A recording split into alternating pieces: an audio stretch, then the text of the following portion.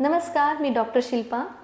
बऱ्याचदा मला हा प्रश्न विचारला जातो की पाण्याचं प्रमाण नेमकं किती ठेवलं पाहिजे।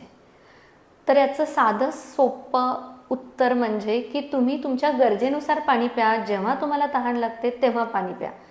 तरीही विचारलं जातं की किती एक्झॅक्टली प्रमाण पाहिजे। तर पाणी जसं कमी पिल्यामुळे काही त्रास होतात, तसंच पाण्याचं प्रमाण तुमच्या शरीरात जास्त झालं तरीही तुम्हाला काही प्रॉब्लेम्स होतात, जसं पचनाचे प्रॉब्लेम्स तुम्हाला होऊ शकतात। तर त्याच्यासाठी तुम्ही मध्यम प्रमाणात पाण्याचं प्रमाण दिवसभरात ठेवलं पाहिजे।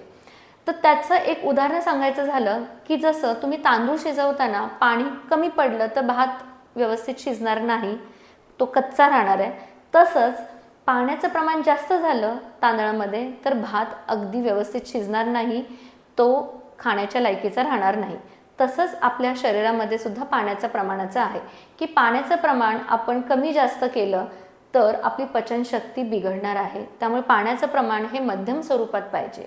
त्याच्यासाठी आयुर्वेदाने काही नियम सांगितलेले आहेत की सकाळी उठल्या जास्त प्रमाणात पाणी पिऊ नका, जेवणापूर्वी आणि जेवणानंतर पाण्याचं प्रमाण हे कमी पाहिजे। दिवसभरात तुम्हाला जेव्हा गरज लागते तेव्हा तुम्ही थोडं पाणी पिऊ शकता। पाण्याचं प्रमाण हे जेवणामध्ये किंवा जेवत असताना अगदी थोड्या प्रमाणात घ्यायचं आहे। त्याला मुहुर्मुहुर म्हणतात की थोडं लागेल तसं पाणी तुम्ही जेवणामध्ये पिऊ शकता।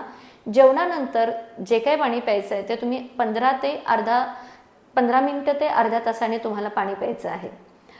तसंच की जी लोकं खूप उन्हामध्ये काम करतात, खूप शारीरिक कष्ट करतात, त्यांच्या अंगातून खूप घाम जातो, ह्या लोकांनी प्रमाणापेक्षा जास्त पाणी पिलं तर चालतं, कारण त्यांच्या शरीरातून घामातून किंवा घामावाटे बऱ्या प्रमाणात लिक्विड जात असतं, स्वेटिंग होत असतं। त्याच्यामुळे त्यांनी अगदी 3 ते 4 लिटर 5 लिटर असंही पाण्याचं प्रमाण त्यांच्या गरजेनुसार ठेवलेलं चालतं।